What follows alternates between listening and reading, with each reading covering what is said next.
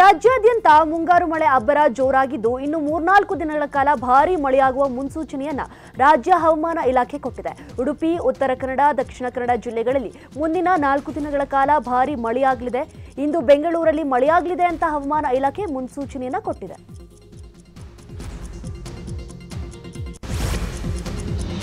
ಕರಾವಳಿ ಜಿಲ್ಲೆಗಳಲ್ಲಿ ಎಡೆಬಿಡದೆ ಮಳೆ ಸುರಿತಾ ಇದ್ದು ರೆಡ್ ಅಲರ್ಟ್ ಘೋಷಣೆ ಮಾಡಲಾಗಿದೆ. ಉಡುಪಿ ಜಿಲ್ಲೆಯ ಪಡುಕೆರೆಯಲ್ಲಿ ರಸ್ತೆ ಸಮುದ್ರ ಪಾಲಾಗುವಂತಹ ಭೀತಿ ಇದೆ. ಅಲೆಗಳ ಆರ್ಭಟ ಜೋರಾಗಿರುವುದರಿಂದ ಸಮುದ್ರಕ್ಕೆ ಇಳಿಯದಂತೆ ಮೀನುಗಾರರಿಗೆ ಜಿಲ್ಲಾಡಳಿತ ಎಚ್ಚರಿಕೆಯನ್ನು ಕೊಟ್ಟಿದೆ. ಮಂಗಳೂರು ಜಿಲ್ಲೆಯಾದ್ಯಂತ ಮಳೆ ಮುಂದುವರೆದಿದ್ದು ಮಂಗಳೂರು ತಾಲೂಕಿನ ಎಲ್ಲಾ ಶಾಲಾ ಕಾಲೇಜುಗಳಿಗೆ ರಜೆ ಘೋಷಣೆ ಮಾಡಲಾಗಿದೆ.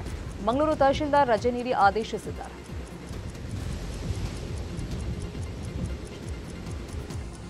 ಇನ್ನು ಉತ್ತರ ಕನ್ನಡ ಜಿಲ್ಲೆಯಲ್ಲೂ ಧಾರಾಕಾರವಾಗಿ ಮಳೆಯಾಗ್ತಾ ಇದೆ. ಕರಾವಳಿಯ ತಾಲೂಕುಗಳಿಗೆ ರೆಡ್ ಅಲರ್ಟ್ ಘೋಷಣೆ ಮಾಡಲಾಗಿದೆ. ಕುಮಟಾ, ಹೊನ್ನಾವರ, ಭಟ್ಕಳ, ಕಾರವಾರ, ಅಂಕೋಲ ತಾಲೂಕಿನ ಶಾಲಾ ಕಾಲೇಜುಗಳಿಗೆ ಇವತ್ತು ರಜೆ ಘೋಷಣೆಯಾಗಿದೆ.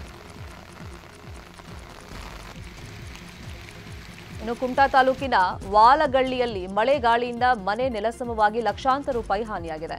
ಕೋಟೆಗುಡ್ಡದ ರಘು, ಹಮ್ಮು, ಮುಕ್ರಿ ಅನ್ನೋರ ಮನೆಯಲ್ಲಿ ಯಾರೂ ಇಲ್ಲದ ವೇಳೆ ಮನೆ ಕುಸಿದು ಬಿದ್ದಿದೆ. ಮನೆ ಕಳ್ಕೊಂಡ ಕುಟುಂಬಸ್ಥರು ಕೋಟೆಗುಡ್ಡದ ಕಿರಿಯ ಪ್ರಾಥಮಿಕ ಶಾಲೆಯಲ್ಲಿ ಆಶ್ರಯವನ್ನ ಪಡೆಯುತ್ತಾ ಇದ್ದಾರೆ.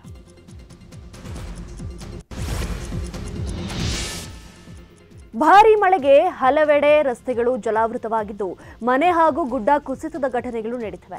ಭೂಕುಸಿತ ಉಂಟಾಗಿ ಗುಡ್ಡದ ಮಣ್ಣು ರಸ್ತೆಗೆ ಕುಸಿದು ಬಿದ್ದಿರುವ ಘಟನೆ ಚಿಕ್ಕಮಗಳೂರಿನ ಚಾರ್ಮಡಿ ಘಾಟ್ನ ರಾಷ್ಟ್ರೀಯ ಹೆದ್ದಾರಿ 173ರಲ್ಲಿ ನಡೆದಿದೆ. ಚಾರ್ಮಡಿ ಘಾಟ್ನ ಆಲೇಖಾನ್ ಬಳಿ ಘಟನೆ ಸಂಭವಿಸಿದ್ದು ಮಳೆ ಮುಂದುವರೆದರೆ ಇನ್ನಷ್ಟು ಭೂಕುಸಿತವಾಗುವ ಆತಂಕ ಹೆಚ್ಚಾಗಿದೆ. ನಿರಂತರ ಮಳೆಗೆ ಚಿಕ್ಕಮಗಳೂರು ಕಳಸಾ ತಾಲೂಕಿನ ಕಳಕೋಡು ಗ್ರಾಮದ ರಸ್ತೆಗಳು ಕೆಸರು ಗದ್ದಿಯಂತಾಗಿದೆ. ನಿತ್ಯ ಕೆಸರಲ್ಲೇ ಮಕ್ಕಳು ಶಾಲೆಗೆ ಹೋಗ್ತಿದ್ರು.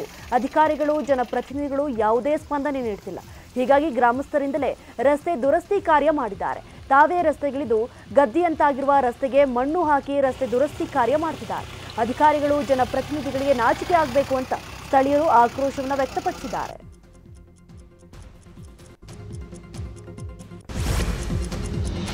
ಶಿವಮೊಗ್ಗದಲ್ಲಿ ಮಳೆಯ ಆರ್ಭಟ ಮುಂದುವರೆದಿದ್ದು ತೀರ್ಥಹಳ್ಳಿ ತಾಲೂಕಿನ ಗವಡಿ ಬಳಿಯ NH 169 ರಸ್ತೆಯಲ್ಲಿ ಬೃಹತ್ ಮರವೊಂದು ಧರೆಗೆ ಉರುಳಿದೆ. ಶಿವಮೊಗ್ಗ, ತೀರ್ಥಹಳ್ಳಿ, ಉಡುಪಿ, ಮಂಗಳೂರು ಸಂಪರ್ಕ ಕಲ್ಪಿಸುವಂತ ರಾಷ್ಟ್ರೀಯ ಹೆದ್ದಾರಿ ಇದಾಗಿದ್ದು ಮರ ಧರೆಗೆ ಉರುಳಿದ ಪರಿಣಾಮ ಸುಮಾರು 1 ಕಿಲೋಮೀಟರ್ ಉದ್ದಕ್ಕೂ ಟ್ರಾಫಿಕ್ ಜಾಮ್ ಉಂಟಾಗಿತ್ತು. ಸ್ಥಳೀಯರು, ಪೊಲೀಸರು ಹಾಗೂ ಅರಣ್ಯ ಇಲಾಖೆ ಸಿಬ್ಬಂದಿಯಿಂದ ಮರ ತೆರವು ಕಾರ್ಯಾಚರಣೆಯನ್ನ ಮಾಡಲಾಗಿದೆ.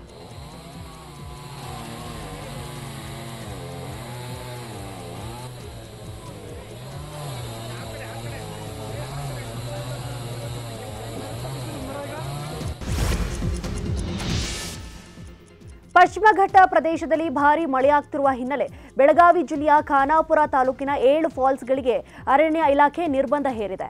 ಈ ಹಿನ್ನೆಲೆಯಲ್ಲಿ ಪ್ರವಾಸಿಗರು ಕಿರಿಕ್ ಮಾಡಿದ್ದು ಚೋರ್ಲಾ ಬಳಿಯ ಸಡಾ ಫಾಲ್ಸ್ಗೆ ಗೋವಾ ಪ್ರವಾಸಿಗರಿಗೆ ಮಾತ್ರ ಅವಕಾಶ ಕೊಡ್ತಿದ್ದಾರೆ. ಕರ್ನಾಟಕದವರಿಗೆ ಒಳಗೆ ಬಿಡ್ತಿಲ್ಲ ಅಂತ ಪ್ರವಾಸಿಗರು ಆಕ್ರೋಶವನ್ನು ವ್ಯಕ್ತಪಡಿಸಿದ್ದಾರೆ. ಅರಣ್ಯ ಇಲಾಖೆ ಸಿಬ್ಬಂದಿ ಇದ್ರೂ ಕೂಡ ಕೆಲವರಿಂದ ಗೂಂಡಾವರ್ತನೆ ಆರೋಪಗಳು ಕೇಳಿ ಬಂದಿವೆ. ಸರ್ಕಾರದ ಆದೇಶಕ್ಕೆ ಕಿಮ್ಮತ್ತು ಕೊಡದೆ ಕೆಲ ಯುವಕರ ಗುಂಪು ಫಾಲ್ಸ್ಗೆ ನುಗ್ಗಿದ್ದಾರೆ.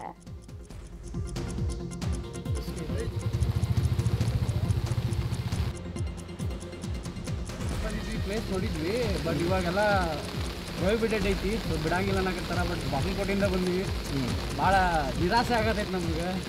ಸೊ ಬೆಟ್ರ್ ನೋಡ್ತೀವಿ, ಯಾವ್ರು ಸಿಕ್ಕರ ಅಥಾರಿಟಿ ಬಿಟ್ಟರೆ ನಾವು ನೋಡ್ಕೊಂಡು ಬಿಡಾದಿಲ್ಲ ಯಾಕಪ್ಪ ಅಂದ್ರೆ ಇದೆಲ್ಲ ಭಾಳ ರಿಸ್ಕ್ ಐತಿ. ಮಳೆ ಜಾಸ್ತಿ ಆಗೈತಿ, ರಿಸ್ಕ್ ಐತಿ.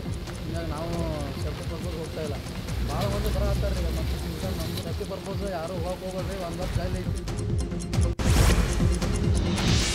ಚನ್ನಪಟ್ಟಣ ಬೈ ಎಲೆಕ್ಷನ್ಗೆ ಮೈತ್ರಿ ಅಭ್ಯರ್ಥಿ ಆಯ್ಕೆ ಕಗ್ಗಂಟು ಹಿನ್ನೆಲೆಯಲ್ಲಿ ಚನ್ನಪಟ್ಟಣದ ಜೆಡಿಎಸ್ ಮುಖಂಡರ ಜೊತೆ ಕೇಂದ್ರ ಸಚಿವ HD ಕುಮಾರಸ್ವಾಮಿ ಸಭೆಯನ್ನು ನಡೆಸಿದರು. ಬೆಂಗಳೂರಿನ JP ನಗರ ನಿವಾಸದಲ್ಲಿ 1 ಗಂಟೆ ಕಾಲ ಚರ್ಚೆಯನ್ನು ಮಾಡಿದರು. ಈ ವೇಳೆ ಸಭೆಯಲ್ಲಿ ನಿಖಿಲ್ ಕುಮಾರಸ್ವಾಮಿ ಉಪಸ್ಥಿತರಿದ್ದರು. ಚನ್ನಪಟ್ಟಣದಿಂದ ಸ್ಪರ್ಧಿಸೋಕೆ CPY ಸಖತ್ ಸರ್ಕಸ್ ಮಾಡ್ತಾ ಇದ್ದಾರೆ. ಜೆಡಿಎಸ್ ಇಂದ ನಿಖಿಲ್ ಹೆಸರು ಮುನ್ನೆಲೆಯಲ್ಲಿದೆ. ಯಾರಿಗೆ ಟಿಕೆಟ್ ಕೊಡಬೇಕು ಅಂತ HDK ಸಮಾಲೋಚನೆಯನ್ನು ನಡೆಸಿದ್ದಾರೆ.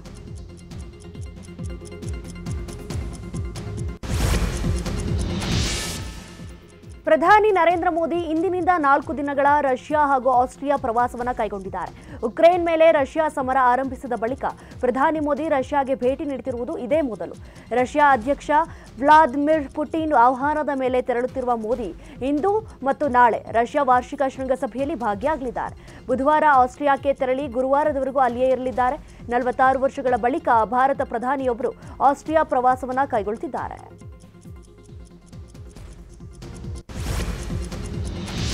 ಕೇಂದ್ರದ ಆಯುಷ್ಮಾನ್ ಭಾರತ್ ವಿಮಾ ಯೋಜನೆಯ ವಿಮೆ ಮೊತ್ತವನ್ನು 5 ಲಕ್ಷದಿಂದ 10 ಲಕ್ಷಕ್ಕೆ ಏರಿಕೆ ಮಾಡುವಂತ ನಿರೀಕ್ಷೆ ಇದೆ. ಜೊತೆಗೆ 70 ವರ್ಷ ಮೇಲ್ಪಟ್ಟವರನ್ನು ಸೌಲಭ್ಯದ ವ್ಯಾಪ್ತಿಗೆ ತರುವುದಕ್ಕೆ ಕೇಂದ್ರ ಚಿಂತನೆ ಮಾಡುತ್ತಿದೆ ಎನ್ನಲಾಗಿದೆ.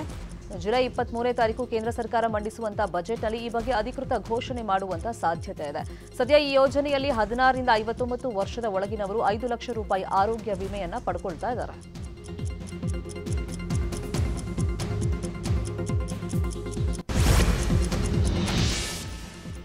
ಹಿಂಸಾಚಾರ ನಡೆಯುತ್ತಿರುವ ಮಣಿಪುರಕ್ಕೆ ಪ್ರಧಾನಿ ಮೋದಿ ಭೇಟಿ ನೀಡುತ್ತಿಲ್ಲ ಅಂತ ಸತತ ವಾಗ್ದಾಳಿ ನಡೆಸುತ್ತಿದ್ದ ಕಾಂಗ್ರೆಸ್ ನಾಯಕ ರಾಹುಲ್ ಗಾಂಧಿ ಇಂದು ಮಣಿಪುರಕ್ಕೆ ಭೇಟಿ ನೀಡಲಿದ್ದಾರೆ. ವಿಪಕ್ಷ ನಾಯಕನಾದ ಬಳಿಕ ಇದು ಮಣಿಪುರಕ್ಕೆ ಮೊದಲ ಭೇಟಿ. ಇತ್ತೀಚೆಗೆ ಹಿಂಸಾಚಾರ ನಡೆದ ಜಿರಿಬಾಮ್ ಜಿಲ್ಲೆಗೆ ರಾಹುಲ್ ಗಾಂಧಿ ಭೇಟಿ ನೀಡಿ ಸಂತ್ರಸ್ತರಿಗೆ ಸಾಂತ್ವನವನ್ನು ಹೇಳಿದರು.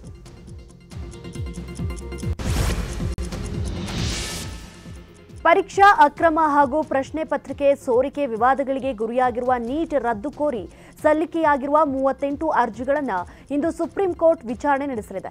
ಮುಖ್ಯ ನ್ಯಾಯಮೂರ್ತಿ ಡಿವೈ ಚಂದ್ರಚೂಡ್, ನ್ಯಾಯಮೂರ್ತಿಗಳಾದ ಜೆಬಿ ಪ್ರದಿವಾಲಾ, ಮನೋಜ್ ಮಿಶ್ರಾ ಅವರ ಪೀಠದಲ್ಲಿ ಅರ್ಜಿಗಳು ವಿಚಾರಣೆ ನಡೆಯಲಿವೆ. ವ್ಯಾಪಕ ಅಕ್ರಮವಾಗಿರುವ ಕುರಿತು ಯಾವುದೇ ಸಾಕ್ಷ್ಯಗಳಿಲ್ಲ. ಹೀಗಾಗಿ ಇಡೀ ಪರೀಕ್ಷೆಯನ್ನೇ ರದ್ದುಗೊಳಿಸಿದರೆ ಲಕ್ಷಾಂತರ ಪ್ರಮಾಣ ವಿದ್ಯಾರ್ಥಿಗಳ ಭವಿಷ್ಯ ಅಲ್ಲೋಲ ಕಲ್ಲೋಲವಾಗುತ್ತದೆ. ಪರೀಕ್ಷಾ ರದ್ದು ಬೇಡ ಅಂತ ಎನ್ಟಿಎ ಆಕ್ಷೇಪಣೆ ಸಲ್ಲಿಸಿದೆ.